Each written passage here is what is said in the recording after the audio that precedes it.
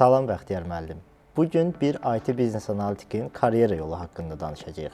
Sizcə bu yolu neçə hissəyə bölə bilərik? Öz təcrübəmə əsasən deyə bilərəm ki, IT biznes analistin yol xəritəsini 4 hissəyə bölmək olar. Birinci hissə 1 il 3 il arasındakı hissə, hansı ki bu hissə həmin şəxsin təməl bilikləri öyrəndiyi hissədir. İkinci hissə 3 il 5 il arasındakı hissə, bu hissəyə karyeranın çiçəklənmə dövrü də demək olar. Üçüncü hissə 5 il 8 il arasındakı hissə, bu hissə isə karyeranın idarəedici pozisiyada olan bir hissəsi kimi nəzərə almaq olar və dördüncü hissə, hansı ki bu hissə isə 8 il və ondan sonraki müddəti əhatə edir. Bu müddət isə daha çox konsultant kimi fəaliyyət göstərilən hissədir. Bəxtiyar müəllim, ilk 3 ildə IT biznes analitiklər hansı bilik və bacarıqlarını inkişaf etdirməlidir? Mənim fikrimcə ilk məsələ domen məsələsidir. İlk 3 ildə domenləri dəyişməyə fokuslanmalıdırlar və hansı ki bu 3 domen digital government, bank domeni, bir də telekommunikasiya domenində təcrübə qazanmaq mütləqdir. Bununla yanaşı müxtəlif idarəetmə qabiliyyətlərinə də yiyələnmək lazımdır.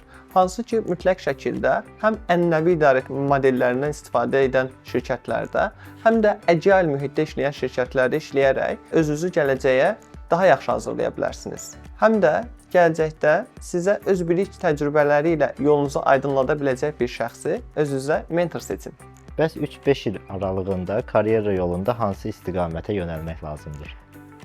İkinci mərhələ adlandırdığımız bu mərhələdə hansı ki karyeramızı çiçəkləmə mərhələsidir.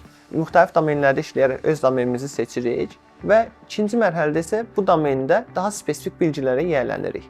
Bundan əlavə, ikinci mərhələdə müxtəlif sertifikatlara da yiyələnmək lazımdır. IIBA-in sertifikatları ola bilər və yaxud da ki, PMI-in PBA sertifikatına yiyələnmək daha yaxşı olardı.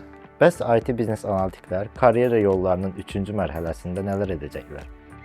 IT biznes analitiklərimiz karyeralarının 3-cü mərhələsində artıq idarəetmə qabiliyyətlərini və liderlik qabiliyyətlərini özlərində aşılamağa fokuslanmalıdırlar.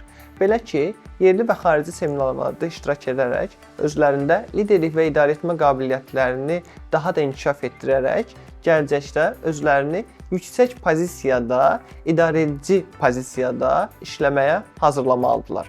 Bununla yanaşı, IT biznes analitiklərimiz karyeraların 3-cü mərhələsində artıq təlimçi kimi bazarda iştirak edərək yeni başlayanlarla öz bilik bacarıqlarını bölüşə bilərlər.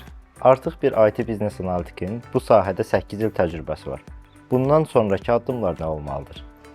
IT biznes analitikası sahəsində 8 ilini tamamlamış bir şəxsin növbəti addımı mənim fikrimcə konsultant kimi bazarda fəaliyyət göstərməkdir. Hansı ki artıq o bir şirkətdən ayrılaraq bazarda müstəqil şəkildə konsultasiya fəaliyyətində məşğul ola bilər və şirkətlərə rəqəmsal transformasiyada eyni zamanda STS döngüsünün qurulması prosesində bələdçilik edə bilərlər. Son olaraq bu sahədə olan həmkarlarınıza nə demək istərdiniz? Son olaraq həmkarlarıma demək istərdim ki, uğurlu gələcək naminə öyrənmə prosesini heç vaxt dayandırmayın. Bundan əlavə hər zaman məqsədlərinizə fokuslanın və işıqlı gələcəyə uğurla addımlayın.